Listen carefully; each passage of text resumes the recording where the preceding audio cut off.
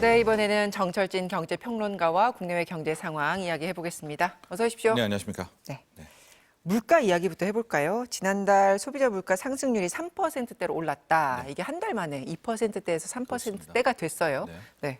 근데 한국은행이 예상했던 수준이다 이렇게 얘기를 했던데 실제 그런 겁니까? 맞습니다. 한국은행이 이제 지난 1월 물가가 2.8%, 2%대를 기록했을 때도 지속적으로 아직 물가 잡힌 것 아니다. 언제든 다시 3% 위로 튈 가능성이 매우 높다라고 이야기를 해왔고요. 그 근거는 뭐 지금 과거 6%대, 5%대, 4%대 그리고 1월에 2%대까지 떨어진 핵심은 네. 국제유가가 급락했던 것입니다. 지금 생활물가는 그 어디에서 잡혔다는 흔적이 없었거든요. 그래서 이번에 다시 3.1%로 올랐을 때도 역시 한국은행도 이제 예상했던 수준이었다 이렇게 발표를 한 겁니다. 요즘에 장보기가 진짜 무섭습니다. 네. 특히 채소, 과일은 다 앞에 금자가 이제 붙을 수밖에 없는 정도인데 과일값 폭등세는 뭐 예상이 됐던 부분입니까? 왜 이렇게 오릅니까? 예상도 했지만 그게 참 안 잡힌다. 그리고 더 중요한 건 이것이 당분간 지속될 것 같다. 이렇게 보면 될 것 같습니다. 일단 근본 원인은 뭡니까? 역시 이상기후죠. 이 작황부진이라고 볼 수 있을 것 같은데요. 보통 우리나라의 과일 가격, 뭐 채소, 야채류 가격을 좀 보면 한 번, 1년이 나빴다면 그 다음에 어느 정도 회복을 하고요. 그 다음에, 다다음 해는 또 굉장히 많이 공급이 되면서 또 가격이 떨어지고 이런 가격에 자정 능력이 있었었는데 최근 같은 경우 특히 사과나 배 이런 과일들은 거의 2년 연속 연달아서 이렇게 더 악화된 적이 찾아볼 수가 없고 문제는 올해도 지금 나아가는 모습들이 그다음 뭐 지금 엘니뇨 온다, 라니냐 온다, 뭐 이상기후 얘기 또 나오지 않습니까? 예. 그렇기 때문에 만에 하나 올해까지도 또 한 번 더 이 3년 연속 작황부진 이상기후의 영향을 받는다면 이제는 이 과일 가격들의 가격은 어떤 통제 불가한 수준이 될 것이다. 뭐 이런 전망들 나오고 있는데요. 네. 실제로 이번에 2월 소비자 물가 3.1%, 2%대에서 다시 3%대로 끌어올린 핵심 이유, 핵심 품목 하나만 꼽자면 신선 과일입니다. 이 신선 과일류 전체가 무려 작년 1년 전보다 41.2% 폭등. 우리나라 과일 가격이 1년 새에 이렇게 오른 적은 없었습니다. 이게 32년 만에 최고치인데 이게 통계 작성을 32년 전에 했기 때문에 네. 거의 역대 최고치로 많이 올랐다라고 볼 수가 있겠고요. 품목으로 보면 사과가 71%, 1년 만에. 뭐 비트코인 얘기 상승률 아닙니다. 배도 61%. 귤도 78%. 근데 사과 같은 경우에는요. 네. 작년에서 올해가 70%잖아요. 근데 재작년에서 작년이 또 70%, 80%였어요. 그래서 요즘에 이렇게 뭐 마트나 가면 사과 한 개 가격이 한 알입니다. 한 4,000원, 3, 4,000원. 네. 백화점에 가서 좀 좋은 사과는 9,000원. 뭐 선물용에는 그 이상도 있는, 그러니까 사과가 정말 금사과다라고 볼 수가 있고요. 예전에는 백화점 같이 좀 비싸게 파는 곳에서만 낱개로 이렇게 팔았었는데 요즘은 네. 그냥 일반 마트를 가도 낱개로 팔 만큼 가격이 너무 올랐어요. 맞습니다. 이대로 간다면 올해 특히 사과 작황이 또 한 번 부진하다면 이제 사과 이거 한 알에 뭐 5,000원 시대 평균적으로요. 그러니까 열릴 수밖에 없겠다 볼 수 있고요. 걱정이네요. 귤은 실은 작황이 나쁘진 않았거든요. 네. 근데 왜 이렇게 70%, 80%가 올랐는가? 우리가 이제 밥 먹고 그냥 과일을 이렇게 먹잖아요. 가정마다. 그러니까 사과를 못 사니까 이제 귤로 수요가 대폭도 몰린 겁니다. 이런 경우가 있었나 싶은데 그래서 사과의 대체제로서의 귤, 이게 대체 관계가 있는지는 모르겠습니다만 귤 가격도 이렇게 폭등을 한 이제 그런 상황이 됐습니다. 정부가 그래서 농축수산물 할인 지원도 하고요. 네. 과일 직수입 이런 조치를 내놓고 있는데 지금 말씀하신 게 근본 원인이라면 이상기후나 뭐 국제 유가나 이런 걸 따져봤을 때는 그럼 물가는 안 잡힐 거라는 거잖아요. 네. 지금 과일만 먼저 말씀드리면은 당장 정부가 이제 600억 정도 풀어서 당장이라도 이 가격에 좀 수급도 맞추고 물량도 풀고 중간에 유통 마진을 좀 뭐 고려하고 이런 부분도 있지만 이것은 그냥 일부 보완책이지 지금 수급을 맞추기에는 역부족이거든요. 근데 전통적으로 이제 우리나라는 사과와 배, 정말 핵심 품목들은 이제 과일 수입을 안 하고 있습니다. 그러니까 여기에 대한 논란도 좀 나올 수가 있을 것 같고 또 하나가 지금 물가가 3%대, 뭐 지난달 2.8%, 3.1%. 핵심은 저도 말했지만 유가가 많이 떨어졌기 때문이거든요. 그러니까 지금부터는 뭐가 문제인가?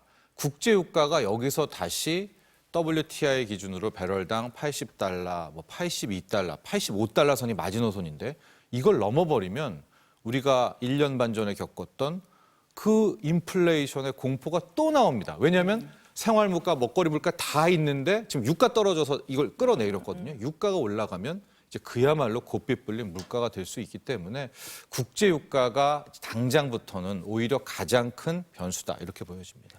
총선 전이기 때문에 전기나 가스 요금 같은 것이 억제되고 있다고 보지 않습니까? 그래서 물가 상승 요소가 계속해서 잠재돼 있다고들 평가를 하는데 그럼 총선 이후 이전과 나눠서 물가 전망을 어떻게 할 수 있을까요? 한국은행의 평가, 한국은행의 전망을 제가 갖고 와서 말씀드리면 한국은행 늘 물가 얘기하면서 공공요금 인상발 물가 상승 요인이 늘 있다 이런 말을 빼놓지 않거든요. 그것은 한국은행도 우회적으로 아마 이제 선거가 끝나고 나면 그동안에 억눌러 왔었던 공공요금 대표적인 것이 전기료와 가스비죠.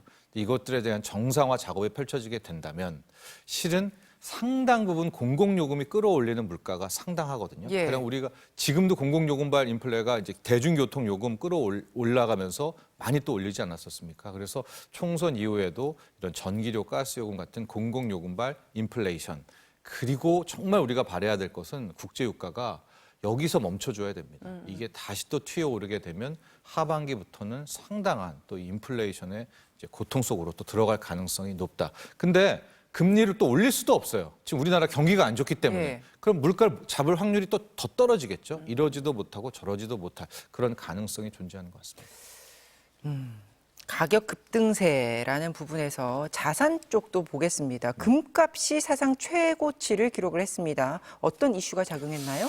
금값이 온스당 이제 2,150달러를 넘어서 사상 최고가가 됐고요. 우리나라도 원화는 이제 달러로 항상 표시가 되잖아요. 그러니까 원달러 환율 때문에 우리나라 국내 금값은 오르락내리락 하는데 지금 이제 한돈, ETF를 한다거나 뭉치금을 사지 않고 예. 어느 정도 세금과 이렇게 수수료가 붙은 이제 금반지를 사러 가시면은 한돈 금반지 40만 원대를 그냥 바로 만날 수가 있는 그 정도로 금값이 좀 많이 오르고 있는데요. 네. 미스테리다 이런 이제 표현도 외신과 많은 이제 컬럼들에서 나오고 있는 게 금값은 언제 오르는가? 가장 이제 많이 오를 때가 극도의 인플레이션, 하이퍼 인플레이션, 그러니까 물가가 너무 올랐을 때 이제 금을 찾는 수요, 혹은 완전한 경기 침체, 디플레 때 금을 찾아서 금값이 오릅니다. 근데 지금 상황이 고물가 하지만은 2년 전만 한 건 아니잖아요. 이게 대단한 하이퍼 인플레는 또 아니잖아요. 경기 안 좋다 하지만 이걸 경기 침체는 또 아니잖아요. 네. 미국을 바라보면 오히려 경기 연착륙이 아니라 골디락스 얘기가 나오니까 그건 1번 요인으로 금값이 오르는 건 아닌데 이제 2번 또 언제 금값이 오르는가? 달러 약세, 즉 예. 달러의 대항마로서 금값이 왔다 갔다 합니다. 왜냐하면 우리는 지금 미국의 달러가 세계의 기축통화다, 진짜 돈이다 그랬지만 실은 인류의 진짜 돈은 금이었단 말입니다. 네. 네, 하고 1971년 이전까지는 미국도 금본위 제도였었고요. 그래서 달러가 약세가 되면 금값이 오르고 달러가 강세가 되면 기조적 강세면 금값은 기조적 하락. 근데 지금 달러가 일종의 강세 국면이란 말입니다. 달러 인덱스로 100도 안 깨지는 103, 예. 104. 근데 금값이 왜 오르냐? 이제 두 번째도 미스테리고요. 예. 세 번째 요인 때문에 실은 지금 금값이 오르다라고 볼 수 있는데요. 수급입니다. 수급. 누구냐? 지금 브릭스, 그러니까 중국, 러시아, 인도, 브라질 이런 이제 국가들이 신흥 국가들이 야금야금 금을 굉장히 많이 사 왔고요. 특히 작년부터는 중국을 위시해서 아예 금을 그냥 폭발적 매수를 하고 있습니다. 왜 그런 작년 거예요? 한 해만 보면 예. 800톤의 각국 중앙은행이 샀는데 금을 이 중에서 한 200톤 이상을 중국이 지금 사모으고 있고 지금이 중국도 이제 금을 사고 있는데요. 그럼 왜 중앙은행들은 특히 이 신흥국들 위주로 이렇게 금을 제끼느냐? 첫 번째는 탈달러죠. 최근에 보니까 달러 많이 찍어내고 미국의 국채, 미국의 빚 어마어마합니다. 미국이 사경을 헤맨다 이런 말 하잖아요. 미국의 국가 부채가 33조 달러입니다. 4경원이 넘으니까 그 미국이 발행하는 어떤 금본위제도 아니고 뭐도 아니고 이제 자신들이 알아서 발행하는 거 임의로 발행하는 거 아닙니까? 달러 본위제죠. 저 달러를 좀 벗어나야 되겠다. 특히 러시아를 제재하고 스위프트를 제재하면서 이 금융시장에서도 이 달러 체제에 대한 의문, 그래서 이제 각국 중앙은행들이 금을 좀 사 모으는 이런 것들도 있을 것 같고요. 예. 또 하나는 지금은 달러 강세지만 예. 곧 달러 약세가 올 수 있는 건 아닌가? 이제 뭐 금리나 금리 이건 두 개 맞물리니까요. 이제 그런 것 때문에라도 중앙은행들이 달러에 대항하는 자산 보유 차원에서 금을 사고 있는데 좀 우리 한국은행은 지금 금을 안 사고 있단 말이에요. 그래서 지금 워낙 이 반 중국, 그러니까 이쪽이 뭐 미국, 유럽, 일본 한 팀, 중러 팀 이렇게 나뉘는데 이 반 미국 팀들은 굉장히 지금 금을 사 모으고 있다 이렇게 생각하시면 되겠습니다. 그러면 이 금값 상승 랠리는 계속 이어질 거라고 보세요? 저는 그래서 이번에 이제 뭐 제롬 파월 의장도 나와서 청문회에서 금리 인하에 대한 뭐 이런 얘기 저런 얘기를 하고 있는데 저는 달러 값의 추이가 굉장히 앞으로 변수일 것 같아요. 이게 무슨 얘기냐면 지금 같은 경우에는 달러가 나름 강세로 잘 버티고 있는데 위로든 아래로든 움직이는 국면이 나오게 될 겁니다. 이제 가장 현재에서 달러 가치에 영향을 주는 것은 미국의 금리고요. 네. 기준금리를 유독 인하를 안 해도 됩니다. 오히려 시장금리, 늘 말씀드리지만 10년물 국채금리의 방향성이 중요한데 이 시장금리가 떨어지면 달러도 약세가 되고요. 미국만 그렇습니다. 예. 거의. 시장금리가 오르면 달러도 강세가 되거든요. 그런데 이 시장금리는 굳이 중앙은행이 연준이 금리를 내리지 않더라도 앞으로 내릴 거야 혹은 뭐 이런 사인들과 함께 먼저 내릴 가능성이 있어요. 네. 그래서 시장금리가 내리기 시작하면 이제 달러의 가치도 약세가 되든 아니면 시장금리가 역설적으로 오를 수도 있죠. 그러면 이제 달러는 강세가 되든 이 달러 값의 이제 변화가 나오게 될 겁니다. 그럼 거기에 따라서 이제 금값의 예, 변동 추이를 봐야 되는데 뭐 저한테 물어보신다면 예. 저는 이제 달러가 약세로 돌아설 타이밍이 왔다. 그러니까 즉 기준금리를 뭐 5월에 인하할지 6월에 인하할지 뭐 그 하반기에 할지 모르겠지만 시장금리는 저는 빠르게 먼저 뭐 3월부터는 떨어질 것이라고 보고 있어서 그럼 결국에는 금값은 더 오를 거라는 말씀이세요? 저는 이제 그런 쪽으로 생각을 하고 있는데 네. 최근에 이렇게 수치를 보면은 뭐 금보다는 은 뭐 이렇게 그러니까 금은 같은 그러니까 원래 과거에 화폐 기능이 있었던 금은의 가격이 상당히 좀 요동칠 가능성도 있다 이렇게 봅니다. 그럼 비트코인 가격도 매우 많이 올랐는데 지난번에 출연하셔서 미국의 비트코인 현물 ETF 승인 뭐 이런 이슈가 그리고 또 반감기도 맞았다 네. 뭐 이런 것 때문에 계속해서 가격이 오른다라고 말씀을 하셨는데 비트코인 가격 지금 이 오름세는 너무 가파르다라고도 보지 않습니까? 고삐 풀렸죠. 이제 본물이 터졌다라고 예. 볼 수가 있겠고요. 아직 원화로는 이러 근처까지 갔다가 9,700만 원까지 갔다가 뭐 엊그제 난리였었습니다. 예. 완전히 뭐 6만 5천 달러, 7천 달러 가고 막 5만 8천 달러 가고 막 그러다가 그래도 지금 다시 또 비트코인 가격도 정상적으로 오고 오늘 좀 보니까 이제 이더리움이 또 이더리움 ETF 출시를 앞두고 지금 어제 오늘은 이더리움이 또 뭐 8% 이상씩 또 급등하고 있는 이런 상황이 되었습니다. 뭐 왜 이렇게 코인 가격, 암호화폐 뭐 가격 오르느냐 뭐 말씀드렸던 전에 네, 분석했던 뭐 거기와 함께 지금 ETF 쪽으로 미국 쪽에서도 상당히 좀 이제 대중화, 대중들의 수요들이 계속 들어오고 있는 그런 상황인 것 같고요.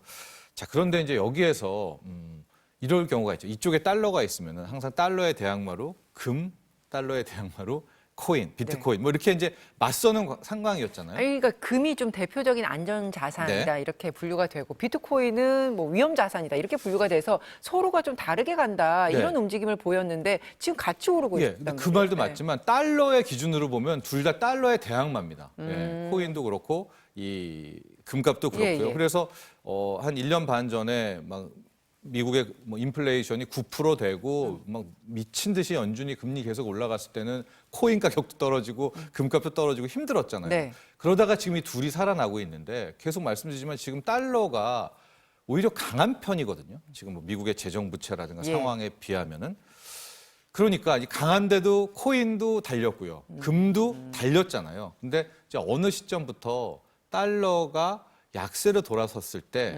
금과 코인이 다 같이 달리느냐 아니면 금은 죽고 코인만 달리느냐 예. 뭐 이러면서 실질적으로 금과 코인의 대결은 요번에 나올 것 같아요. 그래서 과연 실물 금이 뭐 최고야 아니야 그거는 옛날 올드에 아니면 새로운 코인이야라 이 승부는 이제 둘의 승부는 봐야 될 것으로 바라보고 있고요. 그럼 중장기적으로 전망을 했을 때 어떤 이슈 변수에 주목을 해야 돼요? 금리예요? 뭐 그러니까 결국 금리랑 뭐 달러랑 다 연결이 되니까. 네, 어떤 현재로서는 부분을 봐야 달러인데 되나요? 지금의 달러는 또 금리가 선행하거든요. 예. 그러니까 어떤 나라든 그 금리와 통화 가치가 좀 선행하거나 후행을 하는데 미국은 세계의 금리이자 세계의 기축 통화여서 거의 이게 흐름이 같아요. 이게 무슨 얘기냐?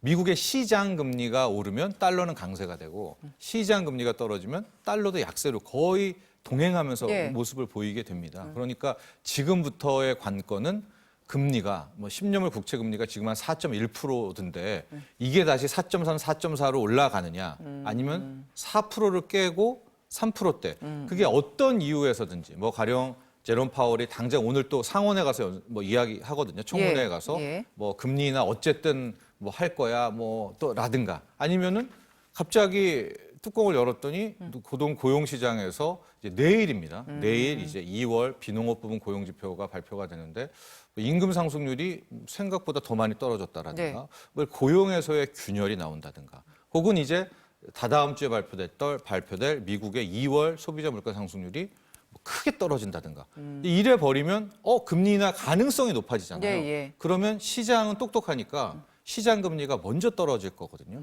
그렇게 되면 이제 달러 약세가 되고 그때 코인과 금이 다시 한번 랠리를 피느냐 아니면 금은 죽고 코인만 달리느냐 아니면 코인이 여기서 꺾이고 금만 달리느냐 이제 금, 달러, 코인 이 세 가지들의 예. 대결 구도가 이제 곧 펼쳐지게 될 것 같습니다. 알겠습니다. 마지막 질문 드리면 조금 전에 언급하신 것처럼 미국 연준 의장이 기준금리 인하 가능성을 언급했고 그래서 뉴욕 증시가 반등을 했는데 아까 뭐 이런 지표들 보면 좀 확인할 수 있다고 하셨는데 금리 인하를 단행한다면 그 시기는 언제쯤으로 예상할 수 있을까요? 어제는 이제 하원 나와서 이야기를 했는데 똑같은 말을 했어요. 그냥 마치 녹음기 틀듯이 이제 그런 이야기였었는데요. 이런 얘기입니다. 2%를 가야 금리 내린다는 게 아니라 2%로 지속적으로 떨어지는 것처럼 보인다면 혹은 거기에 대한 확신이 있다면 금리 인하를 한다라고 얘기를 했는데 이번에 말을 약간 바꿔서 금리 인하를 하긴 할 건데 이런 얘기. 그러니까 시장은 일단은 그 부분을 먼저 픽업을 한 거거든요. 예, 예. 금리 인하는 하긴 하는구나. 이게 말이 아다르고 예, 어다르잖아요. 그래서 오늘 또 한번 이제 의회 청문회 나갈 텐데 금리 인하에 대해서 어느 정도 확신을 주느냐라고 볼 수가 그 말이 중요하고 예. 그 다음은 고용 지표 그리고 물가 지표 이 순서로 아마 보시면 될 것 같습니다. 알겠습니다. 오늘 말씀 고맙습니다. 네.